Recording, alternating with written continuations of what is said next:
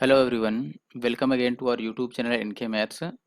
आज की इस वीडियो में दोस्तों मैं सॉल्व करने वाला हूं एसएससी सिलेक्शन पोस्ट फेज 10 का ऑफिशियल मैथ्स का पेपर। ठीक है, एग्जाम डेट आप देख सकते हैं यहाँ पर। डेट ऑफ एग्जाम जो है वो 2 अगस्त 2022 का है। ठीक है, एक और बात मैं बताना इसमें भूल गया, मैं लिख देता हूँ यहाँ पर। ये जो पेपर है ये ग्रेजुएट लेवल वाली पेपर है। ठीक है, सिलेक्शन पोस्ट में आपको पता है कि ग्रेजुएशन पे 10+2 पे और 10th पे तीनों लेवल पे पेपर होता है। ठीक है, तो ये ग्रेजुएट लेवल वाली पेपर है। ग्रेजुएट लेवल में टोटल 6 शिफ्ट आई थिंक हुआ है। ठीक है, 6 शिफ्ट्स में पेपर लिए गए हैं टोटल। ठीक है, तो ये सेकंड शिफ्ट मैं सॉल्व कर रहा हूँ, सेकंड शिफ्ट है बिल्कुल। ठीक है, फर्स्ट शिफ्ट मैंने ऑलरेडी 1 अगस्त वाला मैंने कर दिया है, ये 2 अगस्त का पेपर है। ठीक है, तो इससे पहले आप 1 अगस्त वाला जरूर से देख लें, क्योंकि क्वेश्चन बहुत सारे रिपीटेड हैं। जो क्वेश्चन 1 अगस्त को पूछे गए थे बिल्कुल सेम टाइप के क्वेश्चन यहाँ पर भी बहुत सारे आपको देखेंगे कि सेम टाइप के क्वेश्चन रिपीट हुए हैं। तो आप जरूर से 1 अगस्त वाला वीडियो देख लें। ठीक है, मैं आगे बढ़ता हूँ। आगे बढ़ने से पहले अगर आप हमारे YouTube channel NK maths Nandu Kumar पे नए हैं तो जरूर से चैनल को सब्सक्राइब करके बेल आइकन को प्रेस कर ले। बेल आइकन प्रेस करने से होगा क्या कि जो भी मैं वीडियो अपलोड करूंगा उसकी नोटिफिकेशन आपके पास सबसे पहले पहुंच जाएगी। ठीक है, अब यहाँ पर देखिए, अगर आप फेसबुक या इंस्टाग्राम पे हैं तो वहाँ पर भी आप हमें फॉलो कर सकते हैं, अपना फेसबुक पेज ज्वाइन कर सकते हैं। कोई डाउट आप वहाँ पर पूछ सकते हैं। अगर इसकी पीडीएफ चाहिए तो डेफिनेटली आपको पीडीएफ के लिए हमारा टेलीग्राम ग्रुप फिर से यही एनके मैथ नंदू कुमार ये ज्वाइन करना पड़ेगा। इसकी जो लिंक है वो डिस्क्रिप्शन बॉक्स में मिल जाता है। और बाकी जो इम्पोर्टेंट प्लेलिस्ट है, जो वीडियोस के प्लेलिस्ट, उनके भी लिंक आपको डिस्क्रिप्शन बॉक्स में मिल जाएंगे। वहां से जा करके आप उनको भी जरूर से देख लीजिए। ठीक है, और बिल्कुल ये नहीं सोचना है जैसे आज एसएससी एमटीएस का रिजल्ट आया है। ठीक है, तो एसएससी एमटीएस जो 2021 वाला है उसका भी बहुत जल्द सोल्यूशन आने वाला है। ठीक है, पहले हम फेज 10 कवर कर लें। ठीक है, बढ़ते हैं आगे और पहले क्वेश्चन से स्टार्ट करते हैं। देखिए, जो फर्स्ट क्वेश्चन है अपने पास वो ये है, what is the difference between the production of rice in state C in 2016 and the production of rice in state B in 2019। यानी कि 16 और 19 में बी और सी में प्रोडक्शन का डिफरेंस क्या है। देखो, सबसे पहले ये कब बोला है, पहली बार 2016 में, ये 2016 हो गया। और फिर 2019 की बात कर रहा है, ये 19 हो गया। ठीक है, चावल के प्रोडक्शन में आपको बताना है।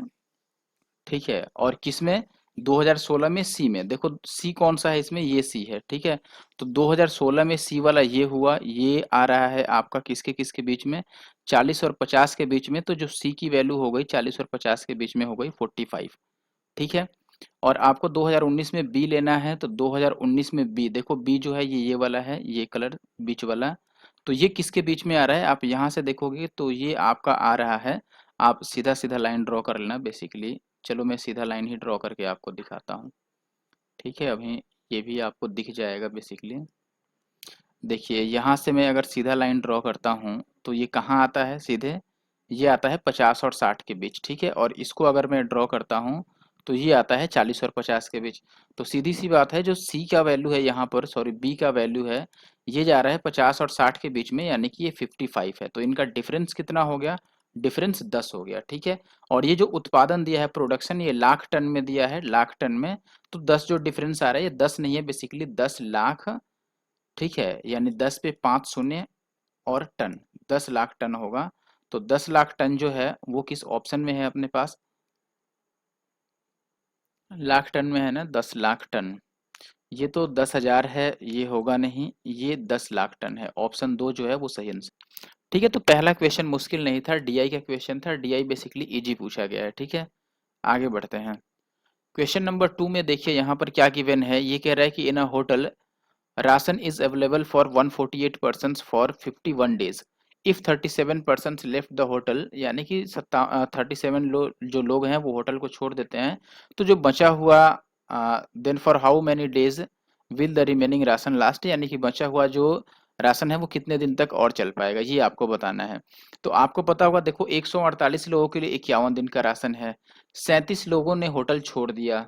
ठीक है, ये कितने दिन तक उस राशन का यूज करते हैं ये नहीं दिया है।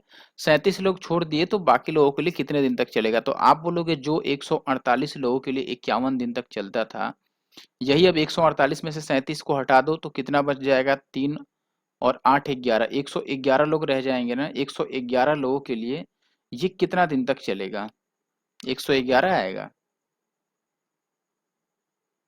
51 दिन का राशन उपलब्ध है, 37 व्यक्तियों ने होटल छोड़ दिया, तो शेष राशन कितने दिनों तक चलेगा? लेकिन शेष, एक मिनट, 148 में से अगर हम 37 को माइनस करेंगे तो 111 ही तो आएगा। कितने दिन तक चल पाएगा भाई? ये तो कटने वाला है नहीं। 3 से कट रहा है, 3 से काट देते हैं फिलहाल। ये 17 तिया 51 और ये 3 से काटोगे तो 3 तिया 9 और 3 सत्ते 21। ठीक है, 7 चौके 28, 3 चौके 12 और 2 14। ये 4 बार में कट रहा है तो 17 चौके 68। ऑप्शन डी जो है ये सही आंसर है। देखो एक और काम कर सकते थे हम यहाँ पर, जैसे ये देखा आपने कि ये इक्वेशन आ गया, तो ये इक्वेशन देख के आपको ये पता चल रहा है कि ये 17 का तो प्रोडक्ट नहीं है, 17 का मल्टीपल नहीं है, इसमें 17 आ रहा है, इसका मतलब आंसर 17 से कटेगा और एक ही ऑप्शन अवेलेबल था जो 17 से कट रहा था। देखो ये सारी बातें अगर आप माइंड में लेके चलते हो तो ऐसे में क्या हुआ कि जो आपकी कैलकुलेशन स्पीड है ना, कैलकुलेशन जो स्पीड है वो बिल्कुल अपने चरम सीमा पर रहेगी। ठीक है, और जब स्पीड रहती है ना मैथ्स में, बिल्कुल कॉन्फिडेंस 100% आता है। ठीक है, आगे बढ़ते हैं अब। नेक्स्ट क्वेश्चन देखिए अपने पास, क्वेश्चन नंबर 3। देखो जो हिंदी वाला है वो आपको क्वेश्चन नंबर कंसीडर करना है। ठीक है, नेक्स्ट क्वेश्चन नंबर है कि थीटा जो है वो एक्यूट एंगल है और आपको sine theta plus cos theta 2 दिया हुआ है, तो आपको sine to the power 99 theta और फिर cosec to the power 99 theta की वैल्यू बताना है। देखो ये आपने फॉर्मूला पढ़ा होगा कि अगर x प्लस 1/x की वैल्यू 2 होती है तो x की वैल्यू को हम 1 लेते हैं। सेम केस यहाँ पर भी है। देखो साइन थीटा और जो कॉसेक है बेसिकली वो 1/sin ही होता है, तो ये भी 1/sin थीटा हो गया, ये 2 है। अगर ये वैल्यू 2 के बराबर है तो इसके हिसाब से x 1 हो रहा था, तो यहाँ पर आप बोलोगे कि जो साइन है वो कितना हो जाएगा? 1 हो जाएगा। और ऐसे ही अगर आप इसको कॉस में ब्रेक कर लेते, यानी कि साइन को अगर आप कॉसेक कर लेते कि ये कॉसेक थीटा है और पहला 1/, साइन को 1/कॉसेक लिखेंगे ना, साइन को आप लिख देते कि ये 1/कॉसेक है और एक कॉसेक ऑलरेडी था, ये वैल्यू 2 होता तो कॉसेक का वैल्यू भी वहां से आपको कितना मिल जाता? कॉसेक का वैल्यू 1। यानी कि बेसिकली ये फॉर्मेट आपको याद रखना है, जब भी ऐसे 2 दिया हो तो आप इसकी वैल्यू 1 ले लें और इसकी वैल्यू भी 1 ले लें, और दोनों की वैल्यू अगर 1 है तो यहाँ 1 + 1 पुट करोगे, आंसर 2 ही आएगा। एल्जेब्रा वाला बिल्कुल एल्जेब्रा बेस्ड क्वेश्चन है ये। क्वेश्चन नंबर 4 में आप देखो ये जो FO लिखा हुआ है इसको कंसिडर नहीं करना है, ये बेसिकली टाइपिंग मिस्टेक है और कुछ नहीं। ठीक है, अब देखो इसमें आपसे पूछा जा रहा है, बेसिकली मैं क्वेश्चन यहाँ लिख ही देता हूँ, ये है sine theta into tan theta और प्लस कॉस थीटा, इसका होल स्क्वायर आपको दिया है एंड -1, ये किसके बराबर है ये बताना है। ठीक है, अब देखिए हम करते क्या है, ये साइन थीटा को ऐसे ही रहने दो, अगर टेन को आप चेंज करोगे तो ये साइन बाई कॉस होगा और इस साइन से ये साइन मिलके ये बन जाएगा साइन स्क्वायर अपॉन कॉस और प्लस ये कॉस हो गया। ठीक है, तो ये बन गया आपका साइन स्क्वायर और प्लस इसको इससे मल्टीप्लाई करोगे तो ये कॉस स्क्वायर बाई कॉस हो जाएगा और ये जो होल स्क्वायर है ये आपका रहेगा और -1 भी रहेगा। ठीक है, अब देखो sine square plus cos square तो 1 होता है, तो ये बन जाएगा 1 और बाई ये जो कॉस है तो कॉस का स्क्वायर हो जाएगा और -1। अब 1/कॉस स्क्वायर क्या हो जाएगा? सेक स्क्वायर हो जाएगा और -1, सेक स्क्वायर -1 क्या होता है? टेन स्क्वायर, तो टेन स्क्वायर थीटा आपका आंसर होगा। ठीक है, देखो ये मैं सी लिख रहा हूँ तो इसका मतलब समझ लेना कि ये कॉस है यहाँ पर। ठीक है, ये कुछ इंपॉर्टेंट प्लेलिस्ट हैं जो आपके लिए है। ठीक है, और आप अगर सीजीएल देखो, अगर आप सीजीएल, एक मिनट, अगर आप सीजीएल 2022 के लिए प्रिपरेशन कर रहे हैं या फिर आप सीपीओ का ही पेपर देने जा रहे हैं 2022 का, तो आपको जरूर से ये प्लेलिस्ट ये सारे देख कर जाना चाहिए। देखो अब जैसे क्या है कि सीजीएल का पैटर्न चेंज हुआ तो कुछ लोग कह रहे हैं कि ये क्वेश्चन आ जाएगा बैंकिंग के टाइप पे चला जाएगा। आप एक बात समझो कि पहले जो पेपर लेने वाला जो कंपनी था वो तो टीसीएस था, वेंडर कौन सा था? टीसीएस है, और अभी वेंडर चेंज नहीं हुआ है। ठीक है, बस एक दो चैप्टर चेंज हुआ है। ठीक है, उसने तो ये नहीं कहा कि भाई पहले हम जिस टाइप के प्रॉफिट एंड लॉस पूछते थे अब हम उस टाइप के नहीं पूछेंगे, पहले जिस टाइप का हम एवरेज पूछते थे अब हम उस टाइप का नहीं पूछेंगे, ऐसा थोड़ी ना है, ऐसा नहीं है बिल्कुल। एक दो चैप्टर चेंज हुए हैं और बाकी जो मार्क्स और जो सिलेक्शन का प्रोसेस है उसमें थोड़ा सा चेंज किया गया है कि कौन सा मार्क्स जुटेगा कौन सा नहीं ऐड होगा। ठीक है, लेकिन बाकी जो क्वेश्चन का टाइप है, क्वेश्चन का लेवल है वो सेम रहने वाला है। ठीक है, इसमें कुछ इधर उधर नहीं होगा। ठीक है, हो सकता है टायर 2 में आपका लेवल थोड़ा अप हो जाए, मैथ्स रीजनिंग और इवन इंग्लिश की भी और जीएस की भी, क्योंकि अब एक ही पेपर रह गया है, ना तो टायर 3 है और ना ही टायर 1 का मार्क्स उसमें ऐड होना है।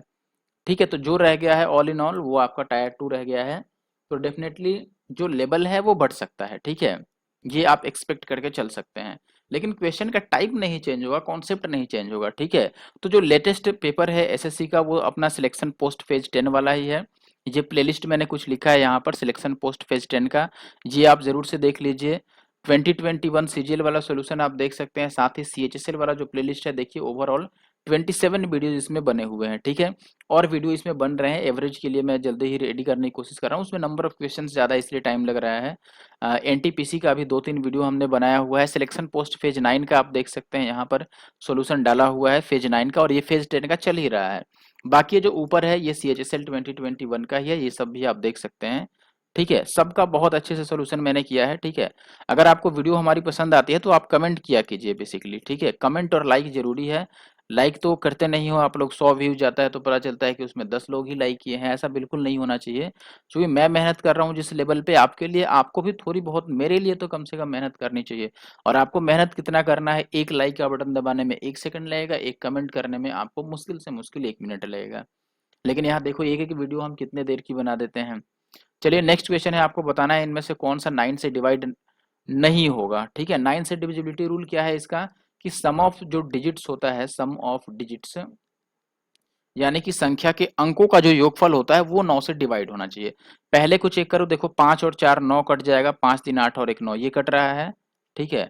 ये देखो आपका 5 और 4 9 कट जाएगा, 5 3 8 और 1 9, ये भी कट रहा है। ये देखो 5 और 4 9, 6 3 9, 1 इसमें एक्स्ट्रा बच गया, यानी कि ये नहीं कट रहा है, तो थर्ड आपका आंसर है। इसको आप चेक करने की जरूरत नहीं है, आप चाहो तो चेक कर लो। देखो इसमें जो डिजिट्स हैं यही डिजिट बस चेंज कर करके लिखा है, तो अगर ये पहला अगर कट रहा है तो दूसरा भी कटेगा, तीसरा भी कटेगा। देखो इसमें 2 5 है, एक 3 है, एक 4 है, 1 है। इसमें भी 2 5 है, एक 3 है, एक 4 है, एक 1 है। यहाँ भी वही रोल है, बस इसमें अलग है, एक 6 आ गया, वो नहीं कट रहा है बस। बाकी आप चाहो तो चेक कर ही सकते हो, मैंने तरीका आपको बता दिया। नेक्स्ट क्वेश्चन है अपने पास, कौन सा असहअभाज्य संख्याओं का गुणनफल, असहअभाज्य संख्याओं का युग्म है। को प्राइम नंबर्स, को प्राइम नंबर्स क्या होता है, मैंने कल की वीडियो में बताया था, जिसका एचसीएफ यानी कि महत्तम समापवर्तक 1 हो, यानी कि जिसमें कुछ भी कॉमन ना हो, जिसमें कुछ भी कॉमन ना हो उसको बोलते हैं हम लोग को प्राइम। देखो इसमें कुछ कॉमन है, आप बोलोगे नहीं है, यही को प्राइम हो गया। इसमें कॉमन है 3 है, इसमें कॉमन है 7 है, इसमें कॉमन है 2 है, ठीक है। तो ये सारे को प्राइम नहीं है। पहला जो है, देखिए जो नेक्स्ट क्वेश्चन है अपने पास, क्वेश्चन नंबर 7 डीआई का क्वेश्चन है। क्वेश्चन क्या है, what is the difference between the total marks obtain by C and the total marks obtain by E. C और ई के टोटल में डिफरेंस बताना है। देखो ये सी है, सी का टोटल आप प्लस कर लो, ये कितना बन रहा है, 9 8 17 और 7 24, यानी कि ये 240 बन गया। ई का टोटल प्लस कर लो, 6 5 11 और 7 18, यानी कि 180। दोनों के बीच का डिफरेंस कितने का है, 60 का। तो जो ऑप्शन 3 है वो अपना सही आंसर है, ठीक है। नेक्स्ट क्वेश्चन नंबर 8 में देखते हैं, ये कह रहा है कि the average weight of 12 person is increased by 3.5 kg when one of them whose weight is 56 kg is replaced by a new man. तो नए आदमी का वेट बताना है। देखो जो पुराना गया है वो 56 kg का था। अगर 56 kg वाला पर्सन गया है और 56 kg वाला ही आ जाए तब तो कोई फर्क नहीं पड़ेगा एवरेज पर। लेकिन क्या है कि एवरेज 3.5 बढ़ा है, 3.5 कितने लोगों का बढ़ा है भाई, 12 लोगों का। तो ओवरऑल जो वृद्धि हुआ है वो कितने का हुआ, 12 तिया 36 और 6 42 केजी का। तो 42 केजी बढ़ गया और 56 केजी का रिप्लेस ही हुआ है। इसका मतलब जो नया वाला आया है वो 42 केजी ज्यादा है पुराने वाले से। तो 6 और 2 8 9, यानी कि option first will be the answer.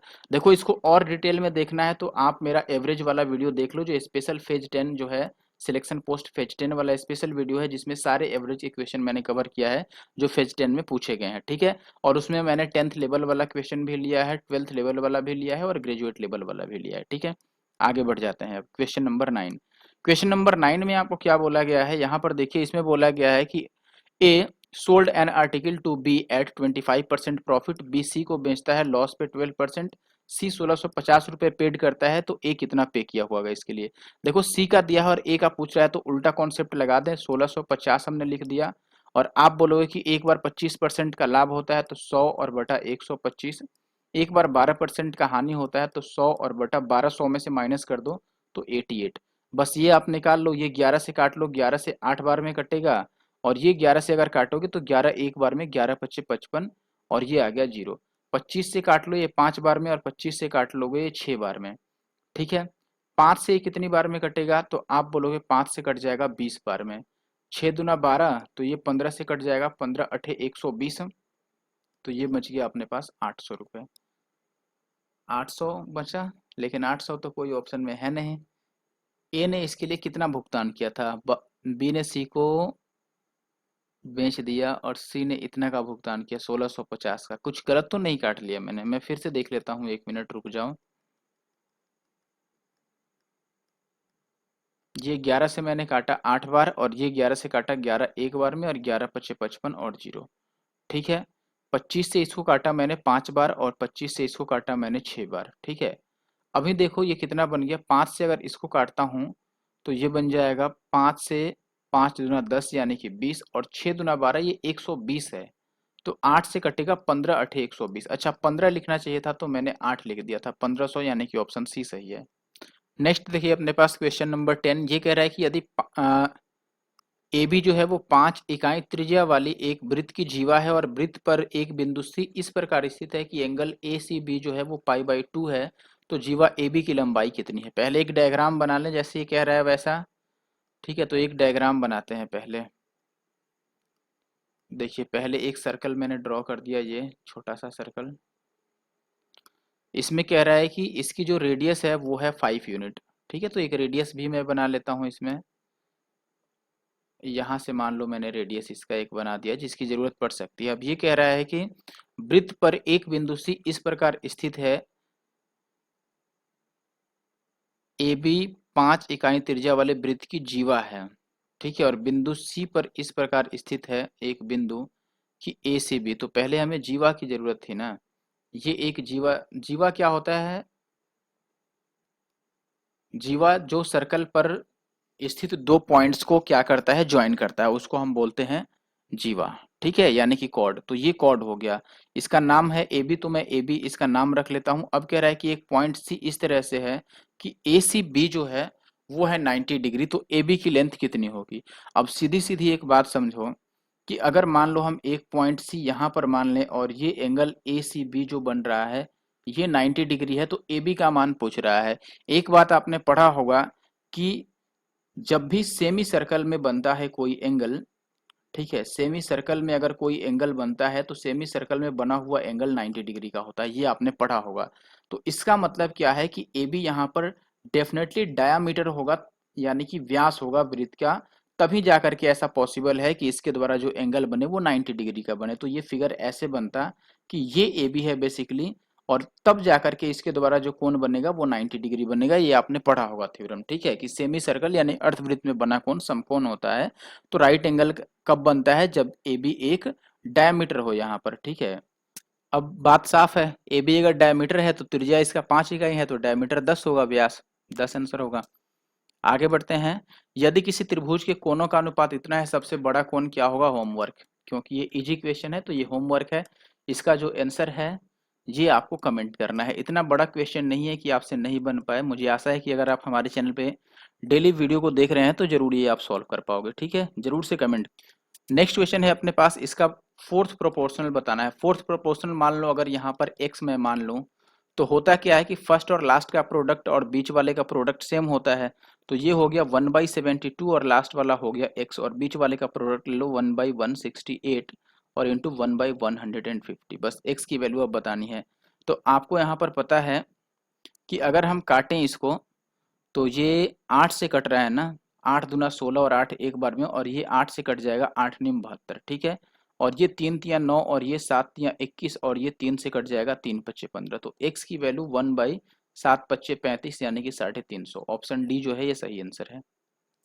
Next question अपने पास देखिए, एक परिवार का जो आय है वो 30% वो बचाता है आय का, एक परिवार कुल आय का 30% बचाता है। ठीक है, अब ये कह रहा है कि बचत राशि व्यय के आधे से भी 600 रुपए कम है, यानी कि जो सेविंग है वो एक्सपेंडिचर के आधे से यानी कि उसके हाफ का 600 रुपए उसमें से माइनस करने पर वो आता है बचत राशि। यदि स्वास्थ्य, भोजन और शिक्षा पर कुल खर्च का जो रेशियो है वो ये है, तो आपको बताना है कि शिक्षा पर कितना खर्च किया जाता है। देखिए अब यहाँ पर हम क्या कर सकते हैं, सीधा सीधा सवाल है। मान लेते हैं कि जो इनकम था वो 100 था। ठीक है, इनकम अगर 100 रुपए होता तो आपको पता है ये कह रहा है कि 30% बचाते हैं, यानी कि जो सेविंग होगी वो कितना होगा 30 का, और जो इसका खर्च होगा यानी कि एक्सपेंडिचर ये कितना हो जाएगा 70। लेकिन ये कह रहा है कि जो खर्च है और जो बचत है उनके बीच का डिफरेंस कितना है। देखो जो बचत है वो व्यय के आधे से यानी कि एक्सपेंडिचर के हाफ से 600 कम है। तो यहाँ पर अगर आप एक्सपेंडिचर का हाफ लेते हो तो ये कितना आ जाएगा 35। और जो सेविंग है वो एक्सपेंडिचर के हाफ यानी 35 से कितना कम है यहाँ पर, आप बोलोगे 5 यूनिट कम है, लेकिन क्वेश्चन के हिसाब से वो 600 कम है। तो 5 की वैल्यू अगर 600 है तो 1 की वैल्यू कितनी हो जाएगी 120, 12 25 60। और हमें यहाँ पर निकालना है, देखो क्या व्यय निकालना है यानी कि एक्सपेंडिचर, ठीक है, इज स्पेंड ऑन एजुकेशन। तो अगर एक्सपेंडिचर निकालना है तो टोटल एक्सपेंडिचर यहाँ पर कितना था 70 यूनिट। 1 की वैल्यू अगर यहाँ पर 120 है तो 70 की वैल्यू कितना हो जाएगा 12 सत्ते 84, यानी कि 8400 रुपए, 8000 और 400 रुपए टोटल एक्सपेंडिचर है। लेकिन हमें टोटल एक्सपेंडिचर नहीं पता करना है, हमें पता करना है कि एजुकेशन पे कितना पैसा खर्च हुआ। तो यहाँ पर एक्सपेंडिचर का रेशियो दिया है, अगर टोटल ऐड कर लो इनको तो 6 5 11 और 3 14 टोटल एक्सपेंडिचर बन रहा है। लेकिन हमने तो 8400 निकाला है, तो 14 की वैल्यू 8400 यानी 1 की वैल्यू 14 छके 84 600। और हमें बताना है शिक्षा वाला यानी कि 6 का मान, ठीक है, इसमें ये है एजुकेशन का, तो 1 की वैल्यू अगर इतना है तो 6 की वैल्यू 3600, ठीक है, option first will be the answer. Like कर देना अगर अच्छा लग रहा है तो। नेक्स्ट क्वेश्चन अपने पास है, a conical vessel has radius 4 centimetre and its curved surface area is 25 centimetre square, the volume of conical vessel. देखो वॉल्यूम क्या होता है इसका, pi r square h 1/3 pi r square h, ये वॉल्यूम होता है किसका, कोन का, ठीक है। तो ये 1/3 हो गया, पाई तो आपका हर एक आंसर में ही है तो पाई से लेना देना है नहीं। आर स्क्वायर कितना हो जाएगा 4 का स्क्वायर 16, और यहाँ पर एच की वैल्यू जो मन है वो रख लो। ये 16 तो अब नहीं कटने जा रहा है तो 16 वाला आंसर होगा, ठीक है। लेकिन ये 100% श्योरिटी नहीं है, एच में हो सकता है एच की वैल्यू में नीचे कुछ ऐसा आ जाए जो 16 को काट दे, ठीक है। तो हम इसको सॉल्व कर लेते हैं पूरा। अब ये कहाँ से निकलेगा, यहाँ से। इसका कर्व्ड सरफेस एरिया दिया है, curved surface area pi R L होता है, ये आपको दिया है 20 पाई। तो पाई से पाई कैंसिल हो जाएगा, आर की वैल्यू यहाँ पर 4 है तो अगर 4 रख लोगे तो 4 पच्चे 20 यानी कि एल की वैल्यू 5 आ गई। और जो रेडियस है वो 4 है तो 3 4 5 ट्रिपलेट यहाँ सेट हो रहा है ना, हाइट की वैल्यू कितनी आ जाएगी 3। 3 4 5 वाला, तो हाइट की जगह पर अगर हम 3 रखते हैं तो 3 से 3 कट जाता, फिर 16 पाई आपका ओवरऑल आंसर आता। आगे बढ़ते हैं। नेक्स्ट क्वेश्चन है, एक गांव की जनसंख्या 1000 है और 10% की दर से बढ़ रहा है तो 3 साल बाद जनसंख्या क्या होगा। ये हो गया देखो 1000, ये बेसिकली सीआई जैसा क्वेश्चन हो गया। अगर मान लो रेट ऑफ इंटरेस्ट जो होता ये 10% अगर होता तो 3 साल में कितना चेंज आता, आप बोलते कि 3 साल में ये 33.1% बनता है, ठीक है। तो अमाउंट कितना बनेगा, इसमें 100 ऐड कर लो, 133.1% बनेगा, यही तो निकालना है। तो इसका 133.1% निकाल लो, ये 2 जीरो से 2 जीरो और इस जीरो से मल्टीप्लाई करोगे ये पॉइंट हट जाएगा, 1331 आंसर होगा। अगर ये नहीं समझ आया तो आप ऐसे लिख लो कि 1000 था, पहले साल 10% बढ़ेगा तो 110/100, दूसरे साल 10% बढ़ेगा तो फिर से आप लिखोगे 110/100, तीसरे साल भी 10% बढ़ेगा 110/100। अब ये 11 11 11 तो कटेगा नहीं, तो ये 11 का क्यूब यानी 1331 तो आएगा ही आएगा, बाकी बाहर में जाए वो आया ना आए, लेकिन 11 का क्यूब तो आने वाला है, तो ऑप्शन 4 आंसर होगा। चाहो तो आप काट पीट लो इसको। नेक्स्ट क्वेश्चन कह रहा है कि एक बेईमान दुकानदार है, अपने वस्तुओं को क्रय पर बेचने का दावा कर लेता है लेकिन 1 किलो के बदले 950 ग्राम ही देता है, तो बताओ उसका लाभ कितना हुआ।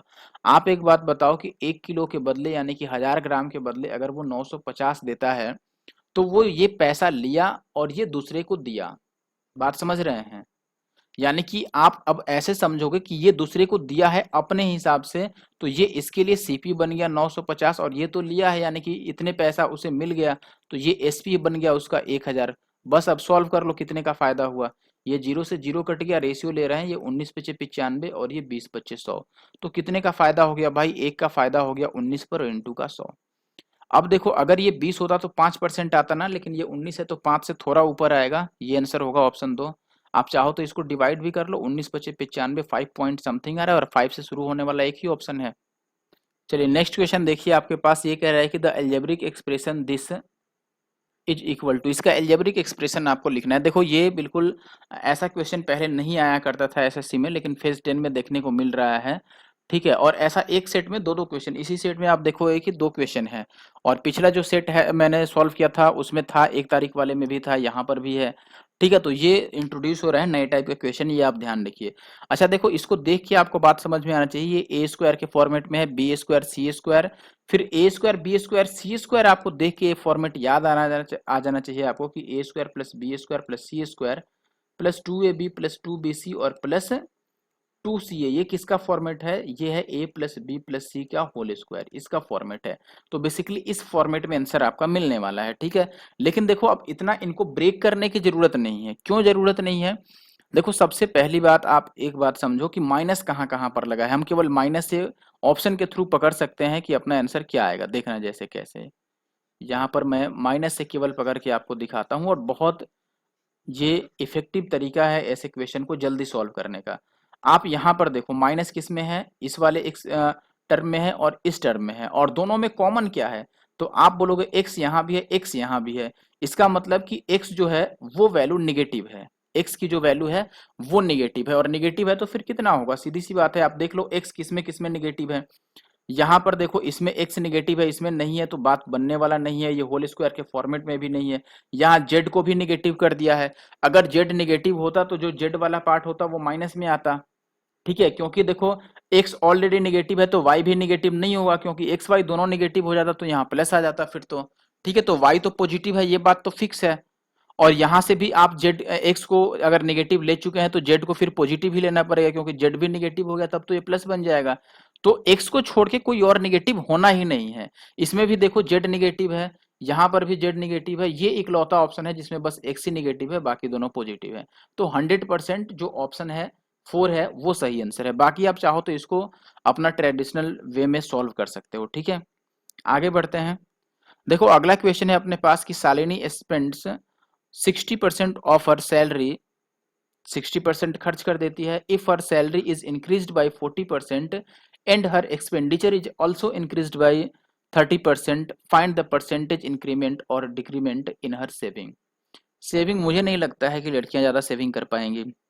देखो 60% यहाँ पर स्पेंड हो रहा है, अगर ये जेंट्स होता तो कुछ कम ही खर्च करता, ठीक है। चलो ये अलग बात है, अभी हम सॉल्व करते हैं। ये बस मैं एक फैक्ट बता रहा था। देखो 60% खर्च कर देती है, तो आप इसको चाहो तो ऐसे ले लो कि हम एलिगेशन यूज कर लेते हैं, ज़्यादा बेटर होगा। देखो जो इनकम है वो 40% बढ़ता है, एक्सपेंडिचर 30% बढ़ता है। यहाँ पर मैं लिख देता हूँ एक्सपेंडिचर, इधर लिख देता हूँ सेविंग, और हमें सेविंग में बताना है चेंज क्या होगा, और बीच में हम लिखेंगे उसका इनकम। तो देखो यहाँ पर क्या क्या दिया है आपको, एक्सपेंडिचर 30% बढ़ता है तो ये 30% बढ़ गया। सेविंग का हमें पता नहीं है, और जो उसका वेतन है यानी कि सैलरी वो 40% बढ़ता है, ठीक है, ये भी प्लस हो गया। और बाकी नीचे एक्सपेंडिचर और सेविंग का आप रेशियो ले लो। यहाँ से देखो खर्च अगर 60 है यानी कि एक्सपेंडिचर 60 है तो सेविंग कितना रहा होगा 40, इसको काटोगे तो 3 और 2 का रेशियो आ जाएगा, 20 से काटोगे तो ये हो गया एक्सपेंडिचर 3 और ये 2 हो गया। अब यहाँ से देखो इनका डिफरेंस कितना है, आप बोलोगे 10, 2 की वैल्यू अगर 10 है यानी कि ये 5 टाइम्स हो रहा है, तो 3 की वैल्यू कितना हो जाएगा 15, और 30 40 से ये वैल्यू छोटी है तो ये वैल्यू बड़ी होगी कितना, 40 से 15 ज्यादा होगा, इसमें 15 आप ऐड कर लो यानी कि ये आएगा 55। तो 55 देखो अब ये पॉजिटिव आ रहा है, प्लस में 55 यानी कि ये वृद्धि होगा, ठीक है, इंक्रीज होगा। देखो अगर ये तरीका मैंने बहुत पहले भी बता रखा है परसेंटेज वाले में, अगर आपने पढ़ा हो मेरा परसेंटेज का वीडियो देखा हो, कोई सा भी सॉल्यूशन सीएचएसएल या सीजीएल का, तो उसमें मैंने करा रखा है, ठीक है। अब मैं बढ़ता हूँ आगे। अगले क्वेश्चन में कह रहा है कि मोहन ने एक बैग खरीदा जिस पर 20% का डिस्काउंट मिलता है, और उसने जितना में खरीदा था उससे 40% ज्यादा पर बेच दिया। अंकित मूल्य पर लाभ प्रतिशत कितना है, ठीक है। अच्छा एक बात समझो आप, अगर अंकित मूल्य में मान लेता हूं कि 100 है मार्क प्राइस, तो वो खरीदेगा उसके लिए सीपी कितना होगा, 20% का डिस्काउंट मिल गया तो 80 हो गया। एसपी कितना हो गया, 40% बढ़ा के बेचा, इसका 40%, 8 चौके 32, यानी 32 ज्यादा में बेचेगा, यही होगा ना। तो 32 अगर आप बढ़ा देते हो इसमें तो 8 3 11, 112 रुपए में बेचेगा। अब ये कह रहा है कि अंकित मूल्य यानी मार्क प्राइस पे कितने परसेंट का प्रॉफिट बना, भाई 12% का प्रॉफिट बना, ठीक है। तो ऑप्शन जो सेकंड है वो सही आंसर है। अब देखो वीडियो पसंद है तो अपने चैनल पे एनके मैथ्स पे अच्छे से देखो, इसमें जितने भी प्लेलिस्ट है ना सबको चेक करो आप, ठीक है। प्लेलिस्ट में जो भी आपके काम की चीजें हैं उसको आप देखो आराम से, ठीक है, और बहुत अच्छे से उसको एक बार दो बार देख करके और फिर प्रैक्टिस करो उस टाइप के क्वेश्चंस की। आपके पास प्रैक्टिस के लिए क्वेश्चन नहीं मिलते हैं तो आप हमें कमेंट करके बताइए, हम अवेलेबल करा देंगे। नेक्स्ट क्वेश्चन देखिए अपने पास। नेक्स्ट क्वेश्चन क्या है भाई, यहाँ पर एक कंपनी में सभी कर्मचारियों का औसत वेतन है 20,000 रुपए, और समूह ए का जो औसत वेतन है वो 32,000 है, और बी का औसत वेतन 18,000 है। बी में 72 लोग हैं, तो ए में कितने लोग हैं। फिर से ये मैंने एवरेज में सॉल्व कर दिया है, हालांकि ये एलिगेशन पे सेट हो रहा है लेकिन मैंने एवरेज में सॉल्व किया है इसका, ठीक है। इसको अब देखो एवरेज अगर आप एलिगेशन यूज कर लेते हो तो आप लिखोगे ये हो गया ग्रुप ए, ये हो गया ग्रुप बी। ग्रुप ए का एवरेज है 32,000 और ग्रुप बी का है 18,000 और ओवरऑल और एवरेज है 20,000। आप रेशियो निकाल लो, इनका ये डिफरेंस है 12 का और ये डिफरेंस है 2 का, तो ये 2 छक 12 यानी कि 1 और 6 का रेशियो बन रहा है। और बी में जो संख्या है वो है 72। बी में यहाँ पर 6 आ रहा है, 6 की वैल्यू अगर 72 है तो 1 की वैल्यू कितनी होगी, 12 छक्के 72 12। और ये आपसे 1 की वैल्यू, 1 यूनिट की वैल्यू, यही तो ए को रिप्रेजेंट कर रहा है, तो 1 की वैल्यू 12 आ गया, यानी कि option first will be the right answer. चलिए नेक्स्ट क्वेश्चन देखिए, यहाँ पर आपको एक्स वाई दिया है 6 और ये जो एक्सप्रेशन है इसकी वैल्यू 63 दिया है, तो x square plus y square आपसे पूछ रहा है। देखो हम यहाँ से स्टार्ट करते हैं। ये जो है, ये जो पहला मैं ये रेक्टेंगल बना रहा हूँ, इसके अंदर जो वैल्यू लिखा है इसमें एक्स वाई कॉमन है। अगर आप यहाँ से एक्स और वाई को कॉमन ले लेते हो तो अंदर बचेगा एक्स प्लस वाई, और यहाँ पर x प्लस वाई ऑलरेडी है तो ये x प्लस वाई एक और हो गया, और राइट साइड में हो गया आपका 63।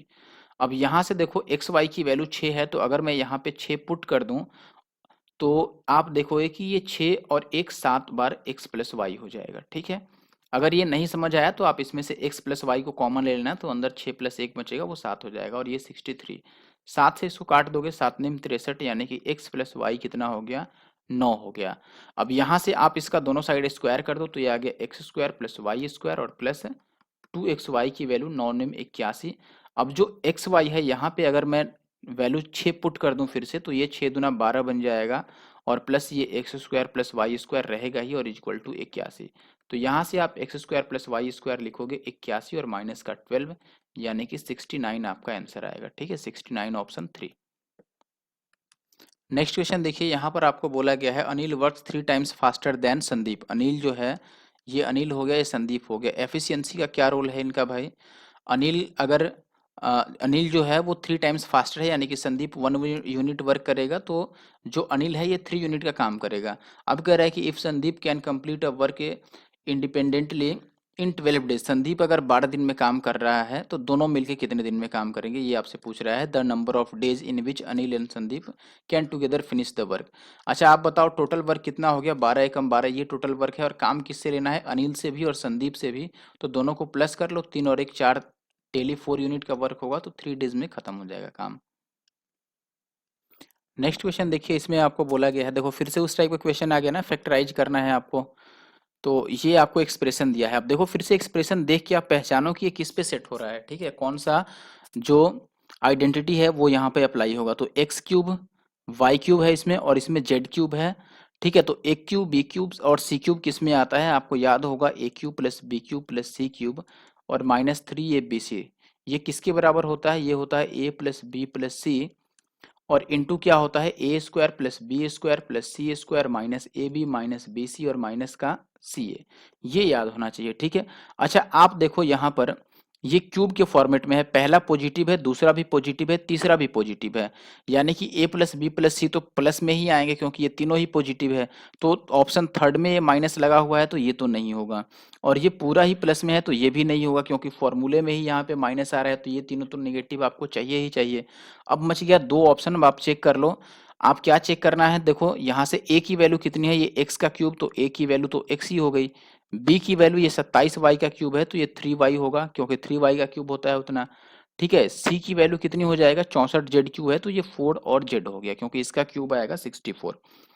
अब देख लो यहाँ पर, ये है ए प्लस बी प्लस सी, ठीक है, a square B square C square, ठीक है, देखो एक्स का स्क्वायर, फिर 3 वाई का स्क्वायर, और फिर 4 जेड का स्क्वायर, फिर ए बी यानी कि इनका मल्टीप्लाई, तो ये हो जाएगा 3xy, फिर बी सी यानी कि इन दोनों का 4 तियां 12, और फिर सी ए यानी कि 4। तो पहला ही सेट कर रहा है, तो दूसरा भी गलत हो गया। ठीक है, आगे बढ़ जाते हैं, क्वेश्चन नंबर 24। इसमें कह रहा है कि एक पुलिस अधिकारी 200 मीटर की दूरी से चोर को देखता है, चोर भागता है और पुलिस उसका पीछा करता है। दोनों का जो स्पीड है वो 10 और 11 का है, यानी कि पुलिस 11 से चलता है, 11 की स्पीड से दौड़ रहा है, और जो चोर है वो 10 की स्पीड से।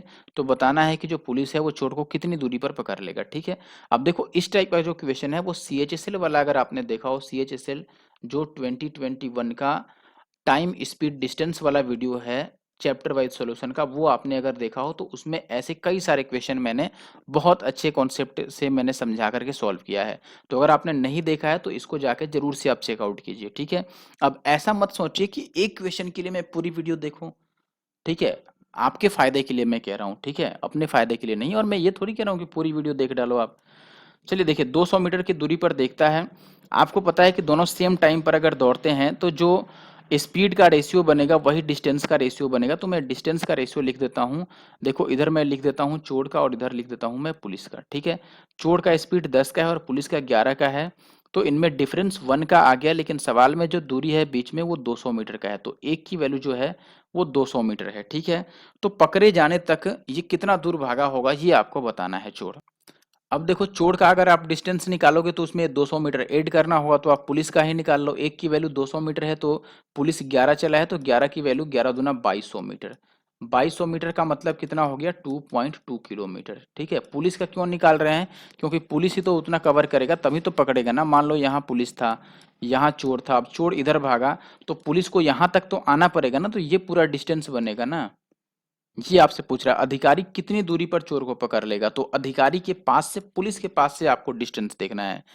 चोर अगर ये पूछता कि चोर कितना दूर दौड़ने के बाद पकड़ा जाएगा तब हम चोर वाला निकालते, लेकिन ये कह रहा है आप देखो at what distance will the officer apprehend the thief, यानी कि ऑफिसर के पास से आप डिस्टेंस निकाल लो। चलिए लास्ट क्वेश्चन पे आ चुके हैं। आज का लास्ट क्वेश्चन अपने पास है what is the percentage decrement in the production of shirts in the year 2015 as compared to 14, यानी कि जो 14 में प्रोडक्शन हुआ है शर्ट का उससे 15 वाला प्रोडक्शन कितना परसेंट कम है। देखो 14 में कितना प्रोडक्शन है 28 का, और 15 में कितने का है तो आप बोलोगे 20 का।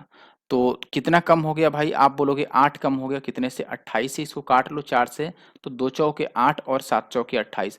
1/7 कितना होता है ये आपको पता होना चाहिए, 14 2/7% होता है।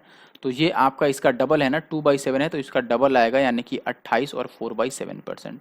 तो 28 पॉइंट समथिंग आपका आंसर होगा। ऑप्शन सेकंड जो है ये सही आंसर है, ठीक है। तो वीडियो कैसा लगा आपको जरूर से बताना है कमेंट करके।